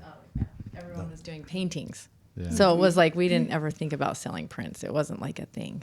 Yeah. And so it was almost weird. Like Yeah. we were just like, this is weird. Like, Yeah, Tara thought it was weird. I thought it was cool. well, Did you can tell imagine. me you thought it was weird? Because Oh, I yeah. look back at stuff I did, and that she's like, yeah, go for it. And I'm like, I think that's really weird that she said go ahead for it, but I'm so grateful she did, you know. But I'm like looking Part back, of I'm like, that's why being did I do naive that? sometimes in certain things, if we're honest. But I'm the opposite. My family, I'll be like, that's terrible. And they're like, okay, it's a number one. like my If daughter Mom says it's terrible, it might work. yeah, if I say it's bad, then it usually does good. April like- can play us a song like in the middle of the night. She'll come in, she's like, look what I just wrote. And we're like, you know, waking up. yeah. And if I love it and Ava loves it and Tara hates it, it's going to go viral. That's awesome. I'm just trying to be honest. I didn't like it. Yeah, that's awesome. But no. That's good to have that gauge, you know. Like, let's go to Mom. If she hates it, then we're gonna go for Mom it. doesn't like it. It's true. Yeah, that's awesome. So Yeah, what is Tara? What's your favorite piece that Mark's done, and why? I don't even know this answer. I've told you before. I We get a remember. little forgetful. Yeah, I know. It's like, my favorite piece is actually right in there. But he came home one night, and this was when he was just printing them off for people. And I remember him coming home, and I was like, "Oh my gosh, I could not believe that it was a photograph. Like I was like, this is literally insane. Like Which I one just is it? remember, it's just right here. I'll show you. Here she comes. It's my favorite. It's on my wall. wait. Well, a lot of them are. Sorry.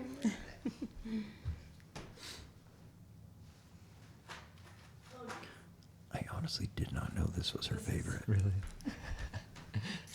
Oh, wow. This one's my favorite. Hold this up. Is that? Mainly because of the experience. Like when he came home with it, I was like, I can't believe. Yeah, I couldn't believe it was a photograph. It just looked so real. Wow. It is real. Wow. But It was we were shooting in the rain. It was like shooting in a to rainstorm. me looked like how it would have been. Where was this? This was on the border between Arizona and Mexico, a place called Aravaca. And yeah, Wow.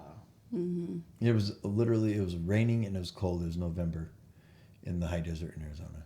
And So for those that are just listening to this right now, this is a depiction of Jesus on the cross. And why is this your favorite, Tara? And then tell us. Yeah, a little story I behind don't it. really, the meaning, I mean, I obviously know the story, but it just was the situation where he had come home with it. And I was just like, it just moved me. I was just like, wow. Like, it was for the first time I was like, wow, he's up to something. Like, this is really important work. Like, it just like spoke to me like at that time. So all the images, like the white one, I was like, nobody's going to like that. Tara's like, black and white. I was like, black. So I don't have a good eye, obviously. So, yeah, you can just set it in there. Wow, that's amazing. That's fine, Spencer. But yeah, Sweet. so That's awesome. that was my favorite. But That was actually the centurion, like right at the end of the book of Matthew, where he kneels down and goes, "Surely this was the Son of God." That was the part I like about that. Yeah, I love Is that. this guy that had just helped crucify him is now going, "Uh-oh." Wow. Wow. Yeah. What's yours, Mark? It always changes. Does it? But one of my, what is it right now? you were saying Gethsemane the other day, I love the one called Progression. or Progression. Sorry, yeah, I knew that. It's a depiction of Jesus walking to Gethsemane. Here's the guy like walking up a little hill, and he's just like looking straight ahead, and it just feels heavy, and it's supposed to depict the moment when Jesus said, "Thy will be done." I think that's sometimes the only gift we think that we're actually giving a gift to Jesus. The only gift the only thing Jesus doesn't have for himself is our will. It's the only thing we can give. And one of the things Tony taught me while I was in the desert, and he said, the only thing we can give to God is our repentance. And it's the same thing as saying the only thing we can give is our will. Yeah. Because the only thing we can really do for Jesus is repent. Yeah. Everything else is just us making our lives better and making other people's lives better. And so that was I from an art perspective, I love it. It was just like, it was getting dark. It was fun to make. Not fun. It was actually really emotional to make. I was like shooting through tears, but just the heaviness of it. I always thought, like when we started to like introduce art, I always thought this is going to be everybody's favorite. No, it's like number 14. Really? Yeah, nobody notices it except for me, apparently. But What did you think of it, Tara? Was it I love that one. I love it. do I have one? I think I have one right here, like a little. Keep talking, babe. I'll see. It's like one of my favorites as well. Like there's a few of them that I love.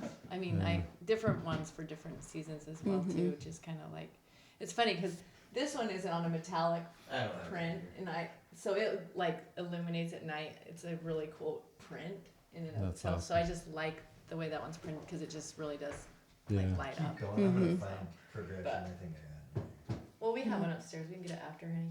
Okay. Well, I mean, it would be perfect time, but oh well.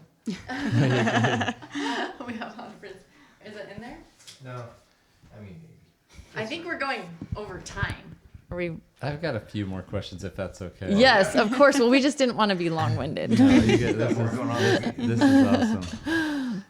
We'll have to go over to a hunting show here in just a bit, and but I could talk to you guys for a long time. I appreciate the new friendship. Well, we love you guys. You guys are so cute. Well. As a couple, like, how have you learned to conquer together in life? Go ahead. Well, he's got to deal with me. I'm not going anywhere. That's good. If he keeps a sense of humor, because I am pretty crazy. Tara's like being married to Lucy. Like, I love Lucy. Just, it's so fun. And I think one of the ways that we conquer together is like learning to laugh at each other. And just truly just be like, that was so dumb. Yeah, that was like, my answer. laugh. Yeah, Tara had a streak last week of things where she said, and she's like, I can't believe I said that. We won't go into that. What did you say? Our whole family. It's just laughing. my kids will come home and be like, Mom, did you say this to this person? I'm all, yeah. Sorry, didn't mean to hurt They anyone. hearing it out on the street. Trevor was a family secret. Listen, if I hear a secret, I'll tell somebody, but I'll tell them not Tell to me tell. not to tell anyone. That's just kind of how I live my life. Don't tell me a secret you don't want to get out, because I will tell. So there's that. I think is one of the ways we conquer together. And another way, and Tara actually gets on her soapbox about this. We have pretty defined roles, and that helps us a lot. Yeah, I see it a lot where people are like trying to be everything, and I'm like, it just kind of, I don't know. I'm just like, you have to do what works for sure, but like I think when people in families know kind of what they're supposed to do, or where they're supposed to, like, where their strengths are, and they do those, and they just don't let anybody down, then that makes for That's awesome. a great way to. So what are how do you guys define those? Well, people sometimes ask, like, that have younger kids, they'll be like, what did you do that, like, you would say helped your kids be good kids, or like, and stuff like that. And as I've thought about that, like, I never really had my kids do chores. And that kind of shocks people. Like, I don't, Not like assigned. yeah. I always, like, if something needs to be done, I'm going to do it. Like, if the house is dirty, I'm going to clean it. If their room is dirty, I'm going to clean it, because I have more respect for me. I don't want to live like that. And so a lot of times it's because they're busy, or they're up to something and they're doing. So for me, like, when my kids were little, I would just go clean their rooms. And then in return, like, the next day my kids would be like, Mom, thanks for cleaning my room. And I'm like, oh, it's no problem. Like, I just wanted it clean, and then the next day they're like, I cleaned my room. I'm so sorry that it was dirty.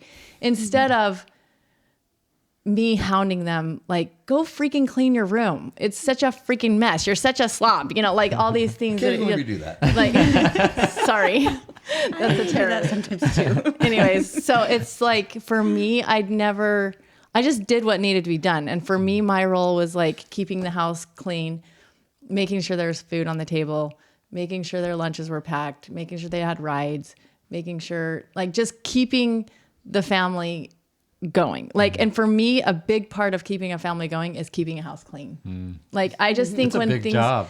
when things are in chaos, it's like, when the house is a mess, like, nothing can get done. And so, To your point, I don't want to. Sometimes Tara, like, she'll say, "This is the things that I do," but like the role is to make this place so comfortable and such a magnet that people can heal here, namely our kids. yeah. And so, like, Tara is like hospital administrator. Yeah. Love it. And she's listing all the dirty jobs because that's like her reality. Yeah. But really, her role has been to just make this a home that, like, draws people. Well, it just functions. Like, it just is just, I don't know. Like, my kids' friends know that they can always come here and get something to eat. Like, it's not like a thing, it's like they can just look in the fridge and open it up. Everyone in the neighborhood knows our garage code.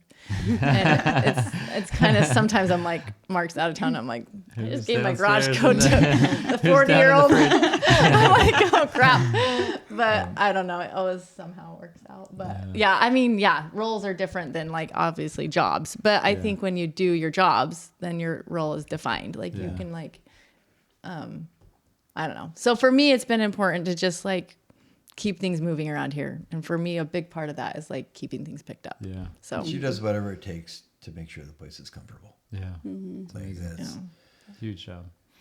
it's kind I don't know. So my role is to make sure that she has like a place to make comfortable, I guess, right? And that it's safe and that it's guarded. And I guess that would be the kind of the dichotomy. That's awesome. And it changes forms. Yeah. You know, like it really does. And I help clean sometimes. oh, he's awesome. I do Yeah, dishes. I love doing dishes. It's therapeutic. No. I love like I love my hands on the dirty stuff.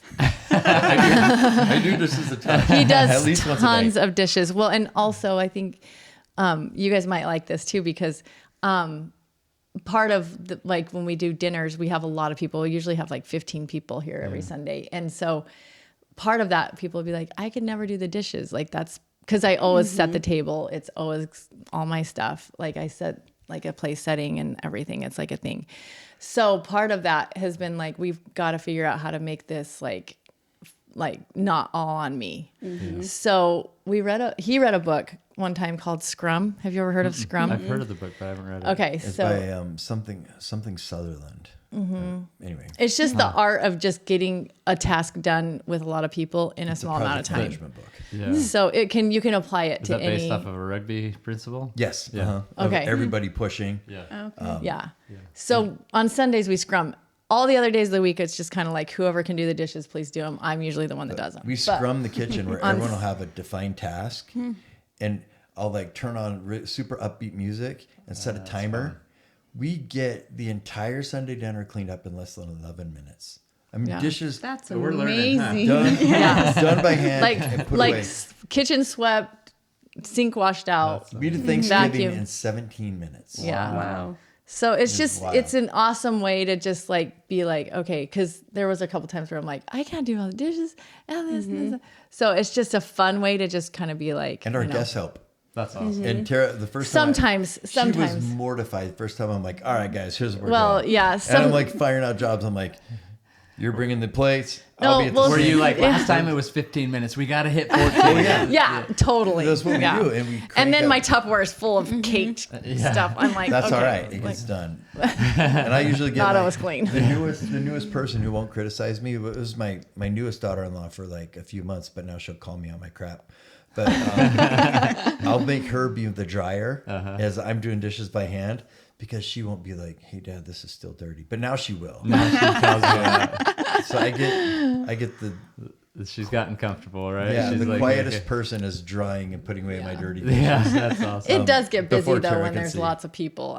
Sometimes I'm like, okay, you guests sit here and chat because a lot of times there's new people that have just met.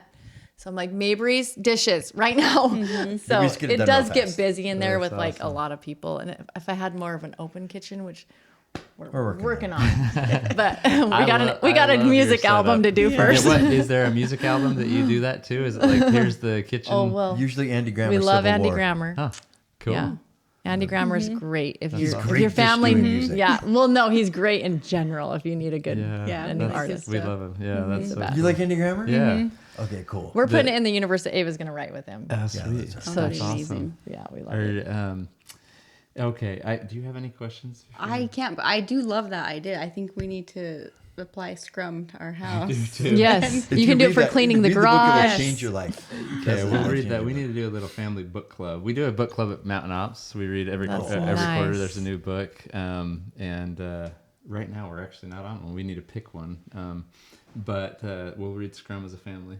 Create a new. Scrum's a good one. We do love turning on the music in the kitchen. We end up dancing a lot, and That's so cool. But we Yeah. need to do that with the dishes to help you get a little bit more done. I've tried to assign a dish day because I get tired of doing dishes, and you're the best at doing them on your dish day, which is Sunday. So Yeah, Yeah. Mark's Sunday dishes too. Okay, that's awesome. I love you guys. But now it's been like honestly with dishes, and I know dishes is a microcosm for a lot of things. But now it's like, hey, can I do the dishes? Okay. Like, Yeah. and it's been good, you know. Well,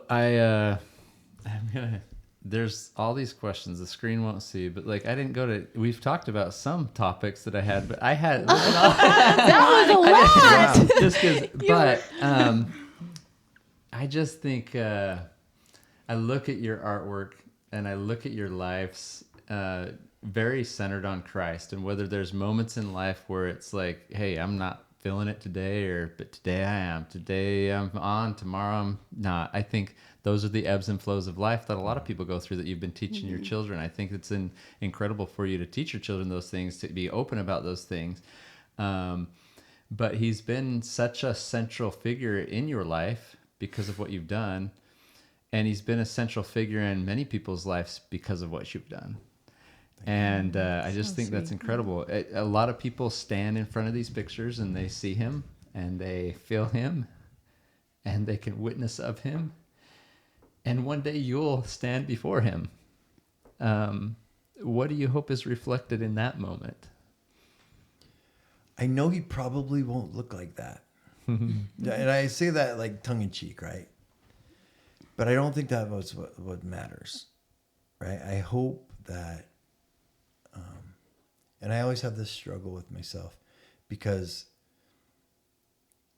on one hand, I have a business, which is selling depictions of Jesus.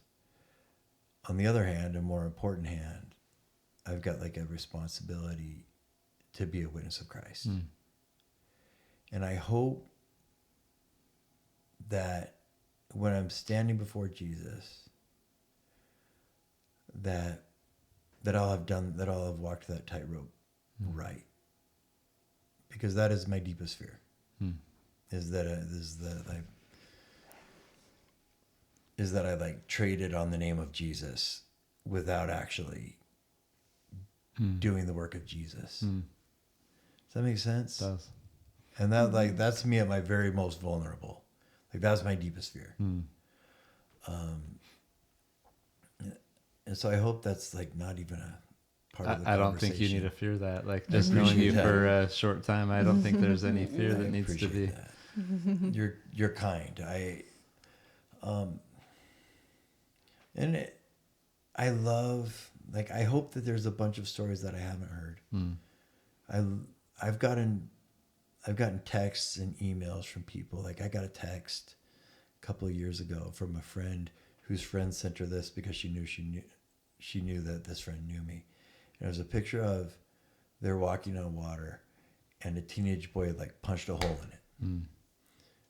His parents are going through a divorce and the kid was just mad at the universe. And he punched a hole in it. And the mom's like, oh no, you ruined my picture. And I was like, tell your friend that picture just got so much more sacred. And I hope that Jesus is like, man, thanks for like helping people focus a little bit, even if it's in passing or whatever. Yeah. I hope that will be my contribution. Love it. You know? That's amazing. Yeah, I would just say to you, no need to fear. Thank you. Incredible what you've done and what you're doing and what you will continue to do. So, Tara, what and about you? Guys too. You guys are awesome. Oh, you're kind. What about you when you stand before the Savior when that day comes and you? I'm not that deep. Tara's like, I'm going to bring him cookies and he's going to love me. I love it. I'm kidding. He will. I'm totally good. What if I stand before the Savior? I love that question. Was there you're a part of one of is it the Widow's Mite? Is that you? Yeah, that's me. Yeah. And I love that story, and that could be a whole other conversation. But anyways, that was a distraction right there. No, thank you. That's Tara's lone appearance in my art. Yeah, it's really cool. No, I love that you depicted a young widow, because it's not. I think we oftentimes picture an older. Well, widow. thank you. And you Very young widow. Very young, very teens, young, beautiful. In fact. But it's kind of what my mind has gone to when I read that story, or even when it's been depicted in the past. You see kind of but yeah, there's there's young and old, and I think we can all put ourselves in those shoes, and that's those steps that you're taking to go offer what you have. And Yeah. I love that story personal too. experience from I that love too. But that like, too. yeah, tell us your reflections on Christ, or it can be when all is said and done, and you're standing before Him, or just your thoughts on Christ. Let me think about this for 1 second. Yeah, I don't know. I just hope maybe He's proud of me. I don't know. I don't know. I just hope I'm always honoring Him. Yeah.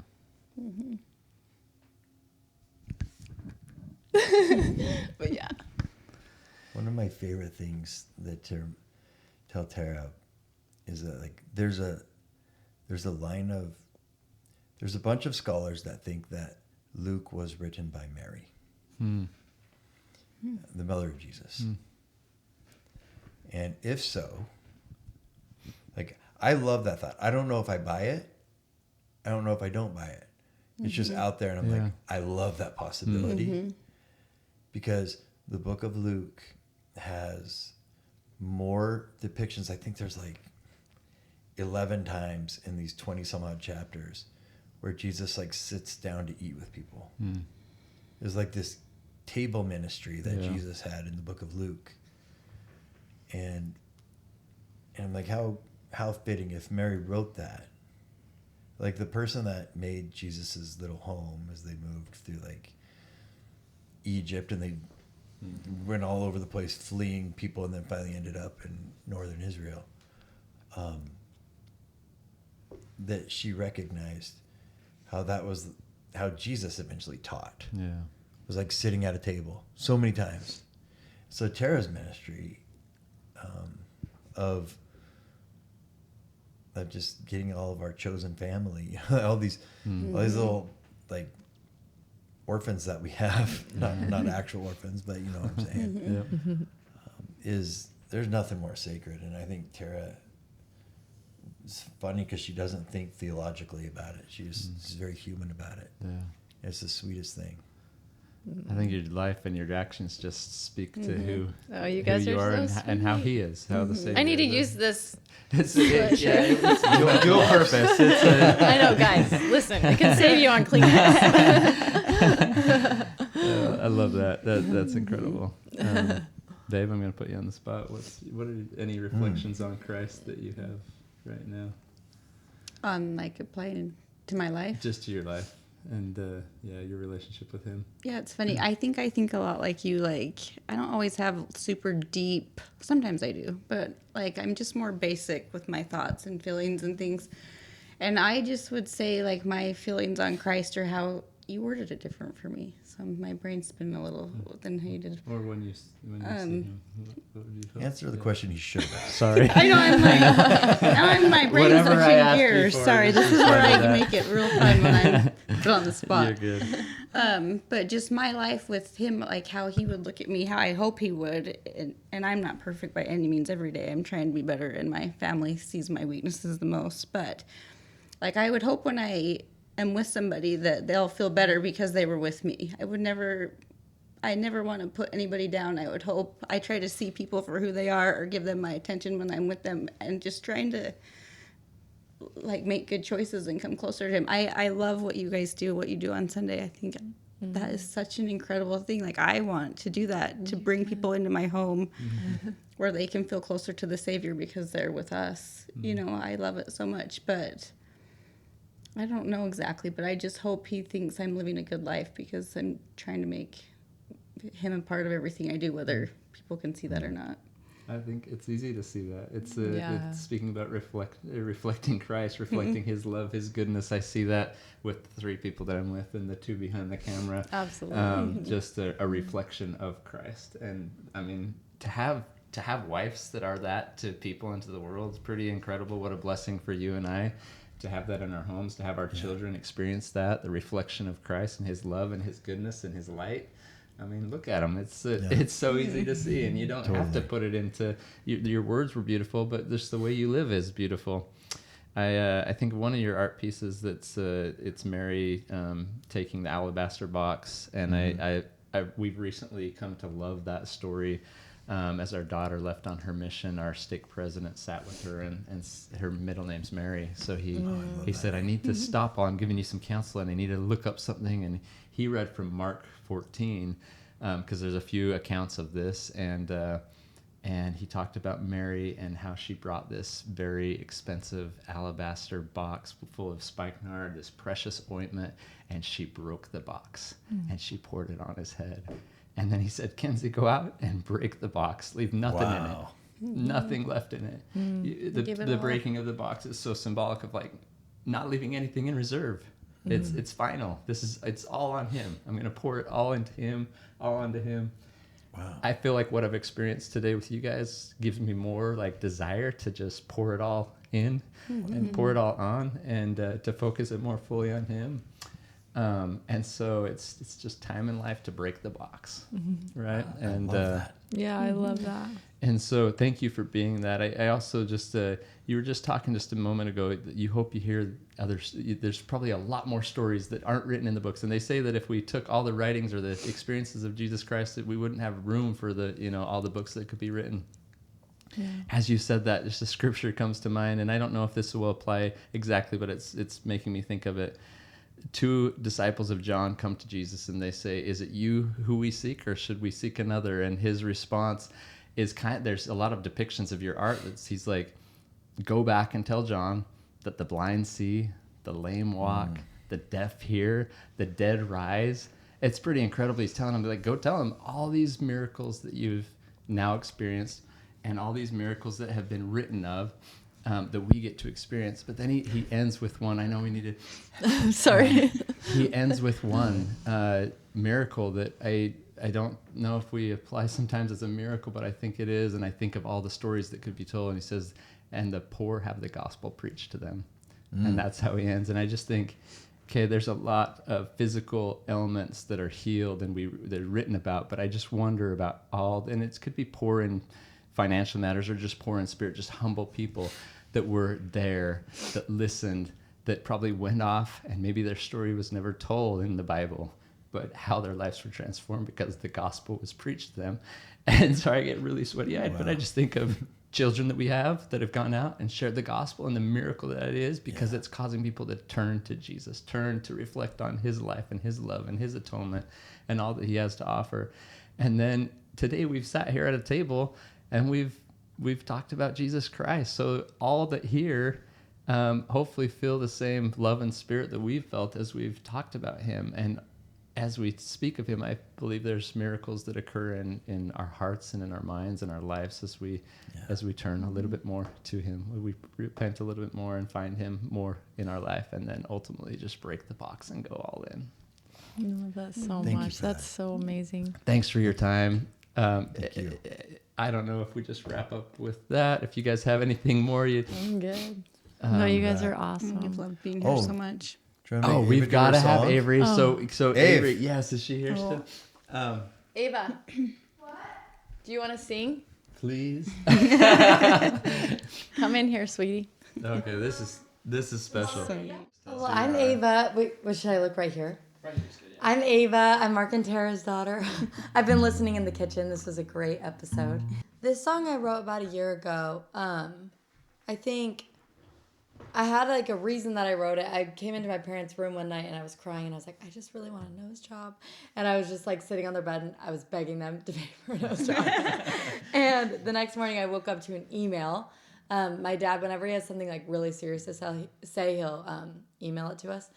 So he emailed me and sent me this big long letter about how much he loves my nose. And then at the end he was like, if you want a nose job, I will pay for it, but you have to find a doctor better than God at making noses. And I was like, I'll find the doctor, trust. But I didn't. All right. You got a great I know. Well, thank you.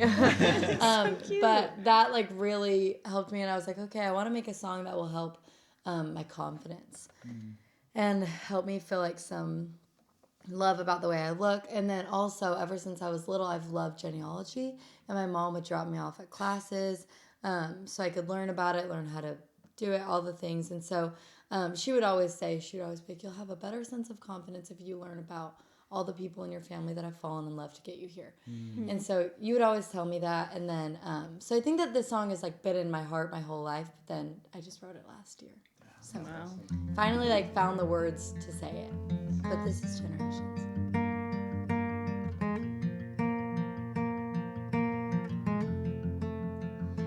I have this picture that lives on my vanity. Big old smile, crooked teeth, little me. Somewhere in time I bought the light. I crossed the line, wearing makeup to make up for me. All that I am is a combination of generations who kept falling in love. Yeah, I wish I was taller, my nose was smaller, hair was blonder. But all that I am is a combination of generations who kept falling in love. My grandma tells me stories about her mom who's gone, who played guitar. And my great-grandpa, he was a soldier, scared and strong, fell in love and built a flower shop. And though they're twisted and broken branches on the family tree, the roots run deep. All that I am is a combination of generations who kept falling in love. Yeah, I wish I was taller, my nose was smaller, hair was blonder. But all that I am is a combination of generations who kept falling in love. Ooh, I was made with love. Ooh,